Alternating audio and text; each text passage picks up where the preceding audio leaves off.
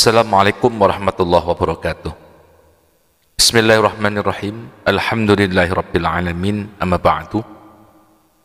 Kaum muslimin, pemirsa dimanapun berada, monggo sareng-sareng tetungah dumateng Allah, mugi-mugi pengaosan kitab Minhajul Abidin iki diridani dening Allah, betoh manfaat, betoh barokah kangge kula panjenengan sedaya. Allahumma akhrijna min dhulumatil wahmi wa akrimna binuril fahmi waftah alaina bima'rifatil ilmi wassahil akhlaqana bil hilmi waj'alna mimman yastami'una alqawla fayattabi'una ahsana ya rabbal alamin. Qala muallif rahimahullah, nafa'ana Allahu bihi wa bi'ulumihi fid dharaini amin. Summa yajibu mongko nuli wajib antak lama yen to ngawuri sapa sira maing barang yalzamuka kang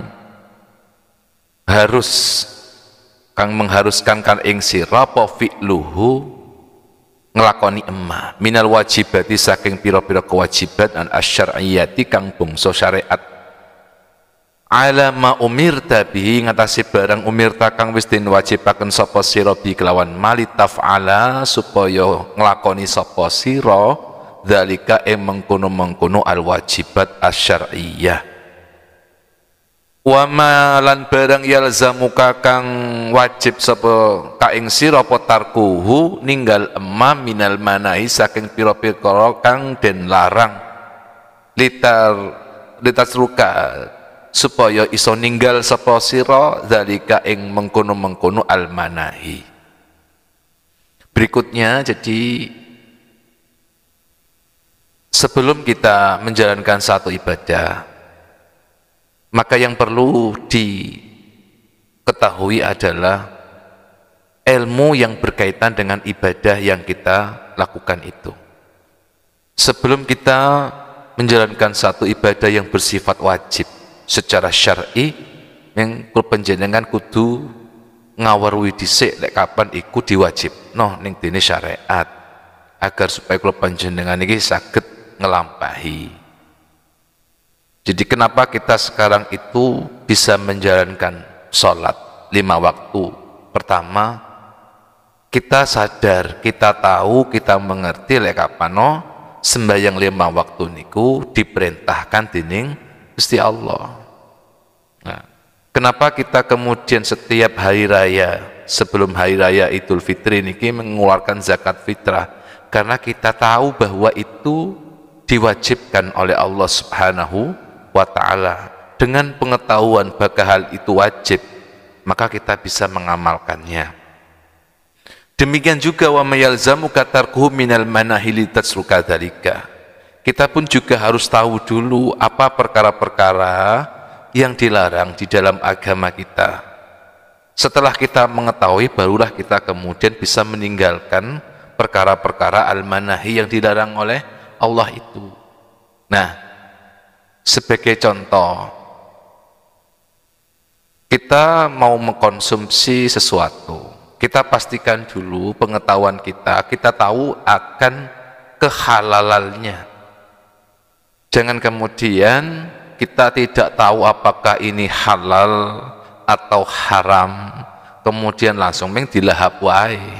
Misalnya, kula panjenengan mengkonsumsi hewan yang dilarang oleh Allah untuk dimakan misalnya. Nah, kita bisa tidak mengkonsumsi itu pertama apabila kita tahu bahwa itu dilarang dimakan. Sehingga kemudian kula panjenengan mboten mengkonsumsi, misalnya orang makan babi, orang makan anjing, yang orang makan uloh lan sak panunggalanipun kewan-kewan sing mboten angsal ditedoh niku. Kenapa kok kita tidak mengkonsumsinya? Karena kita tahu, kita sadar bahwa itu dilarang dening Allah Subhanahu wa taala.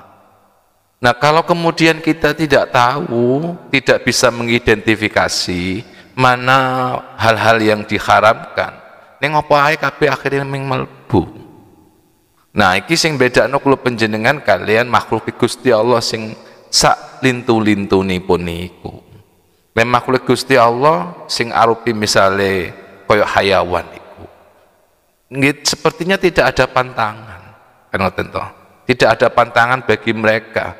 Mereka makan milik orang lain, bukan milik mereka, namanya hayawan yang dikonsumsi wae. Tapi manusia tidak seperti itu. Mereka punya diberikan aturan oleh Allah Subhanahu wa taala tentang hal-hal yang tidak boleh dikonsumsi, tentang hal-hal yang diharamkan di dalam agama. Lek wis ngerti ini halal iki haram, baru neng bisa menjaga diri dari yang diharamkan dan kemudian mengkonsumsi apa yang dihalalkan oleh Allah Subhanahu wa taala bila itu berkaitan dengan makanan dan seterusnya. Wa illa fa kaifa taqumu bi ta'atin fa illa lamun ora fa kaifa hale kaya apa taqumu jumeneng sapa sira bi ta'atin kelawan pira-pira ketaatan la ta'rifu kang ora ngawruhi sapa sira ma ing barang ya utaima. Iya itu ketaatan. Lho, lek mboten ngerti ya terus piye kita bisa mengidentifikasi bahwa itu ketaatan? Kalau kita tidak tahu bahwa sesuatu ini misalnya bagian dari ketaatan, kita pun juga tidak akan bisa melakukan karena kita tidak tahu bahwa itu ketaatan. Wa kaifa hiya, atau kita tahu bahwa itu ketaatan tapi kita tidak tahu bagaimana caranya. Wa kaifa yajibu an tuf'ala, kita tidak tahu bagaimana cara melakukannya. Misalnya kita disunnahkan di dalam agama ini agar supaya bersiwak, tapi kita tidak punya ilmu bagaimana tata cara bersiwak. Nah, itu pun juga menjadi persoalan. Maka tahu dulu bahwa siwak itu disunnahkan, bar ngono belajar ya pot tata carane bersiwak sing disunnahkan dening Kanjeng Rasul sallallahu alaihi wasallam. Niku mung butuh ilmu. Am kaifa tajtanibu ma'asi am halika ya apa utawa halika ya apa tajtanibu bisa ngedohi sapa sira ma'asi ing pirang-pirang maksiat la ta'lamu kang ora ngawuri sapa sira annaha setuhune ma'asi anna setuhune ma iku ma'asin tergolong maksiat hatta la tuqi'a nafsaka sehingga ora tumibuh sapa sira nafsaka ing awak dhewe sira fiya ing dalem maksiat. Fal ibadatu mongko utawi ibadah syar'iyyah kang bangsa syariat katoharati contone kaya taharah washolati ing contoh maning kaya sembahyang wasaumilan poso wa ghairiha lan sakliyan taharah salat lan poso yajibu wajib antalama yen to ngawuri sapa sira ha ing taharah salat lan poso bi ahkamnya kelawan pirang-pirang hukume wa syara'ita lan pira-pira wa syara'itiha lan pira-pira syarate.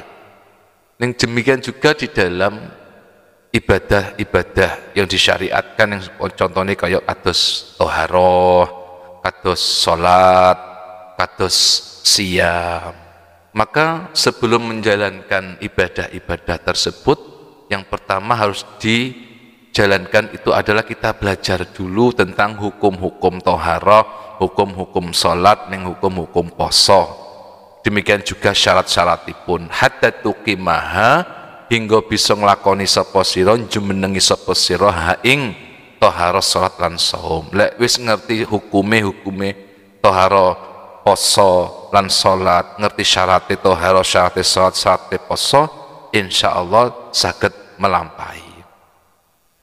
Farubama anta muqimun, farubama ono ari kalane anta utawi sira iku muqimun wong sing jumenengi ala syai'in ing atase suci-wiji sinina ing pirang-pirang taun wa azmanan lan pirang-pirang mangsa mimma saking barang yufsidu kang rusak alaika ing atase sira taharataka ing tahara sira wa shalawatika lan sembahyang sira au tukhriju tawa ngetokaken huma ing tahara lan salat an kaunia saking kahanane tahara lan salat waqi'ataini tumibuh karune ala wifaqis sunnah ing atase kesesuaian kalin as-sunnah wa anta hale utawi sira iku la tasyuru ora ngrasa sapa sira bidzalika kelawan mengkono-mengkono tukhrijuhu ma'an kauniha waqi'ataini ala wifaqi sunnah. Nah, ada kalanya seseorang bertahun-tahun itu menjalankan sesuatu seperti toharo atau sholat, tapi selama itu pula dia tidak tahu bahwa di dalam toharohnya misalnya itu ada permasalahan. Sebagai contoh begini, ketika kita mau toharoh dari hadas besar, maka syaratnya adalah tidak boleh ada penghalang, tidak boleh ada sesuatu yang menghalangi air menyentuh seluruh bagian kulit kita. Niki yang syarat ini ngrukune ketika kula panjenengan toharoh saking hadas ageng.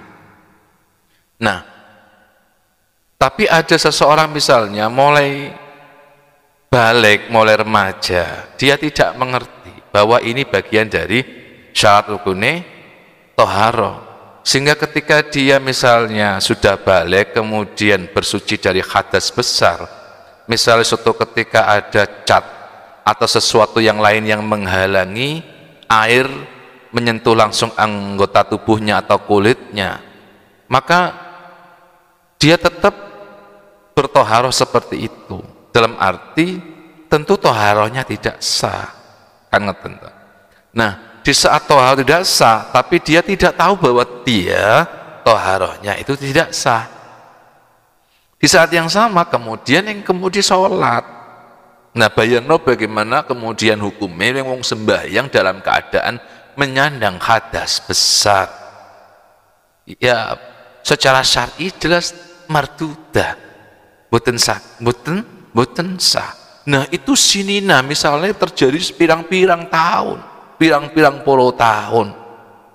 Nah, sehingga dalam berpuluh-puluh tahun itu pula sholatnya dia dalam keadaan jinabat, dalam keadaan hadas besar, yang naudzubillah min dzalik. Ini kenapa? Karena ketidaktahuan, karena tidak belajar. Itu dalam hal toharo. Atau dalam hal sholat misalnya, tentang batalnya sholat, tentang keabsahan sholat misalnya. Contoh, engkau panjenengan sembahyang niki kan, ketika misalnya imam niki kurang rokaatnya, misalnya isya niku 4 rokaat, dalam keadaan 3 rokaat imamnya wis kemudian langsung tahiyatul akhir, langsung salam misalnya. Nah, bagi orang yang berilmu tentu cara memberikan informasi bahwa Pak Imam niki kurang rokaate, tentu dia tahu, misalnya dengan melafadzkan subhanallah. Tapi nengok misalnya gak duwe ngerti ngelmu, orang alim, itu bisa saja kemudian mengingatkannya dengan cara yang tidak sesuai dengan apa yang diajarkan di dalam kitab-kitab kene kuwi. Ndelalah mula kemudian maju nang ngene pinggire Pak Imam, kemudian BCI Pak Imam yang sembahyangnya kirang 1 rakaat misalnya. Nah, iki dalam keadaan ketidaktahuan, akhirnya batal sembahyangnya. Nah, ini contoh antara yang tidak tahu dengan yang tahu. Makanya kata Al-Imam Al-Ghazali, yajibu an ta'lamaha bi ahkamiha wa syara'itiha. Lek sadurunge nglakoni ibadah-ibadah niku mung kudu ngerti dhisik hukum-hukume lan syarat-syarate sehingga saged nglaksanakan ibadah niku kelawan sempurna. Nah, bagi kita kemudian yang sing saat ini sik dereng mengertosi secara matang, yuk ayo belajar bareng-bareng, karena menggolek ngelmu niki ra ana batese, utlubul ilma minal mahdi ilal lahdi. Nah, pun warubama yata'arradu laka muskilun, warubama ono ari kalen yata'arradu ya'taridu laka muskilun, menghadapi sapa se wong mamang laka kadusira muskilun masalah. Mungkin boleh jadi kita menghadapi suatu persoalan dalam ibadah, tidak mengerti suatu hukum akan apa yang kita lakukan. Wala tajidulan ora nemoni sapa sira man ing wong tasalu kang bisa tanya sapa sira hu ing man anzalika saking mengkono-mengkono muskil wa anta halil tawisiro ma ta'allamta ora mempelajari sapa sira hu ing ma. Atau boleh jadi kita dalam satu waktu menghadapi suatu persoalan yang berkaitan dengan syariat ini, tentang hukum-hukum dalam syariat, misalnya hukum talak, hukum zihar, dan hukum-hukum yang lainnya itu.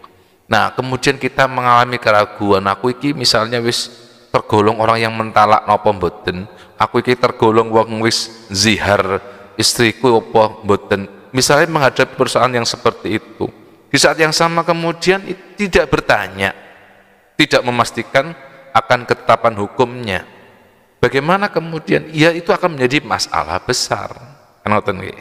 Nah, ini butuh ilmu. Maka sekali lagi, dalam konteks ini, ayo kita belajar terus, mencari ilmu terus, jangan pernah putus asa. Seberapapun usia kita, tetap kita mencari ilmu. Mudah-mudahan pengawasan niki saged beto guna lan manfaat kangge kula panjenengan. Insyaallah kita lanjutkan pada bagian berikutnya. Wallahu a'lam bissawab. Wassalamualaikum warahmatullahi wabarakatuh.